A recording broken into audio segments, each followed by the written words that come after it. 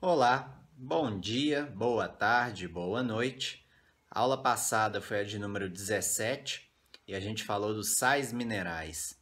Hoje, até que enfim, né, a gente vai começar o sistema digestivo.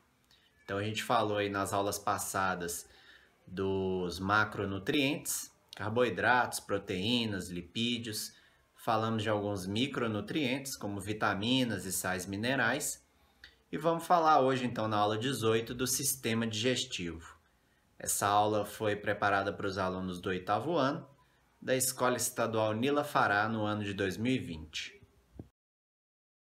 Após as pessoas fazerem uma refeição, esses nutrientes que vão estar contidos nos alimentos, eles devem chegar até o interior das células.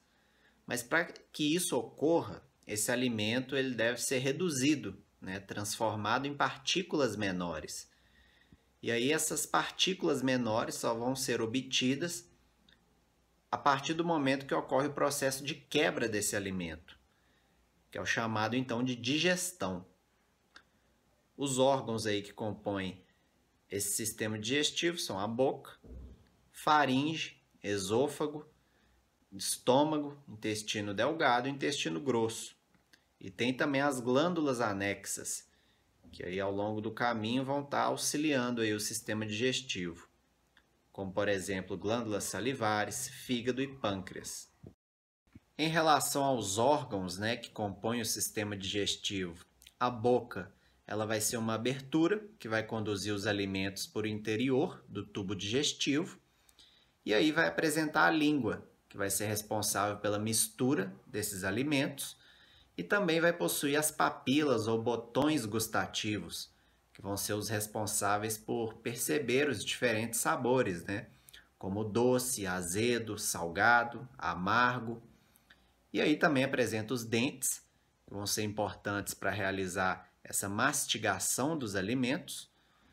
E as glândulas salivares vão produzir a saliva, que vai fazer o umedecimento desses alimentos. E aí as glândulas salivares vão produzir uma saliva que vai ter água, muco, sais minerais, substância bactericida também. Então não é à toa que a gente geralmente vê quando um cachorro ele machuca, a gente vê ele lambendo a ferida. Isso tudo ajuda ali no processo, né, de cicatrização da ferida, porque tem substâncias bactericidas ali também.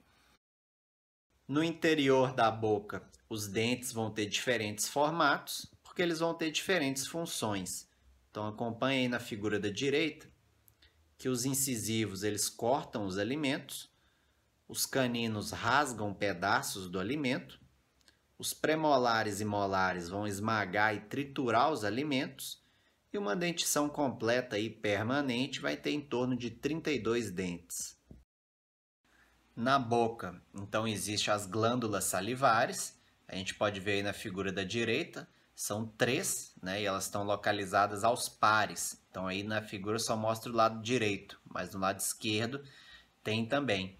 E aí são duas, né, glândulas salivares lá sublingual, duas submandibular e duas parótidas.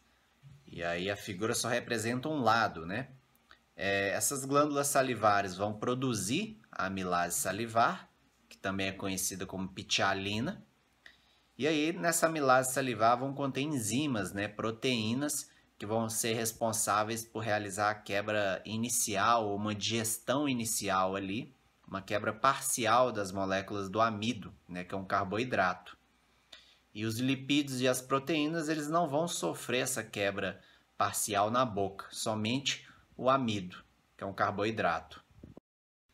Acompanhe na figura da direita que depois da boca existe a faringe. A faringe é uma câmara muscular, que ela é comum tanto para as vias respiratórias quanto para as vias digestivas, e ela vai ligar a boca ao esôfago. Então ela vai ter a função de realizar a deglutição, ou seja, empurrar o alimento em direção ao esôfago.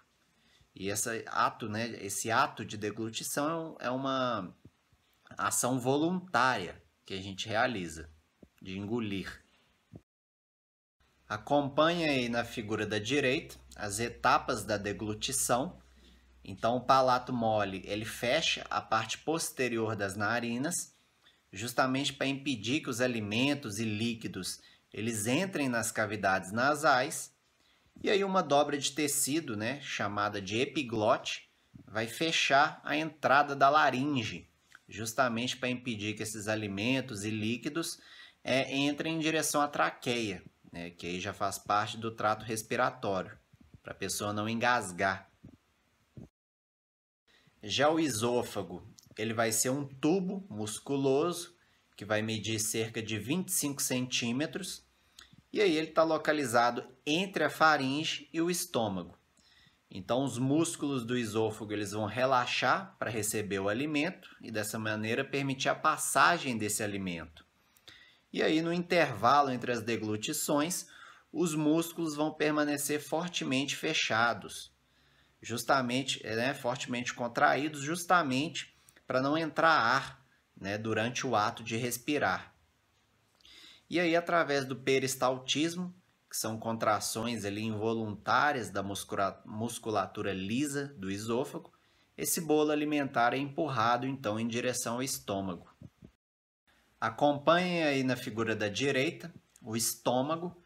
O estômago ele é uma dilatação do tubo digestivo no formato de uma bolsa e vai armazenar temporariamente o bolo alimentar que foi deglutido. Então, esse estômago ele apresenta glândulas localizadas na sua parede, que é conhecida como mucosa. E aí, nessa mucosa, as glândulas, né, que estão na mucosa vão produzir o suco gástrico, que é uma composição aí de água, muco, enzimas como a pepsina e também o ácido clorídrico. No estômago, então depois que o bolo alimentar sofreu a ação aí, das secreções produzidas pelo suco gástrico, ele passa a ser chamado de quimo. E aí o peristaltismo ocorre também no estômago, que são essas contrações involuntárias, e essas contrações vão auxiliar a misturar esse bolo alimentar com o suco gástrico. E aí esse peristaltismo vai conduzir então esse quimo em direção ao intestino delgado. No estômago, a principal enzima, né, que é a proteína que vai atuar aí no suco gástrico é a pepsina, e ela então vai promover a quebra das proteínas em partículas menores, e aí ela precisa de um meio ácido para atuar, né? E o suco gástrico ele vai promover aí um pH em torno de 2 no estômago. Então, quanto menor o valor, mais ácido é. Quanto maior o valor, menos ácido vai ser. O estômago, no caso. Então, essa pepsina atua em meio ácido, um pH ótimo aí, em torno de 2. Se o pH estiver em torno de 5, ela já vai começar a ficar inativa. Então, por isso que a gente fala que na hora de alimentar, para não ficar ingerindo líquido, porque isso tudo pode alterar essa questão aí do pH estomacal e prejudicar, então, a digestão. No estômago, o pH ácido ele não corrói a parede estomacal, justamente porque existe um muco ali nessa parede dessa mucosa estomacal que vai garantir a proteção dessa parede. E aí, se por algum motivo tiver uma deficiência nessa produção do muco, aí sim pode ocorrer de vir a formar feridas ali por causa desse pH ácido, né? Dar algum tipo de úlcera. E os carboidratos e lipídios, eles praticamente não vão sofrer uma digestão no estômago. E aí, como a gente pode ver na figura da direita, o estômago ele é dividido em algumas zonas, né? Então, a gente tem, por exemplo, a zona cárdica, que é justamente lá em cima a transição, né? O esôfago acaba e começa o estômago, aí você tem essa zona cárdica. E aí, lá embaixo, você tem uma transição novamente, que é a zona pilórica.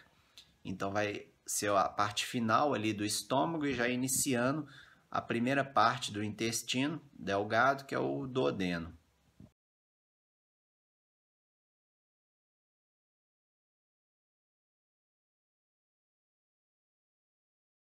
Como referências, eu utilizei o próprio livro didático do 8º ano, que a Escola Estadual Nila Fará adota em 2020, que é o livro A Poema.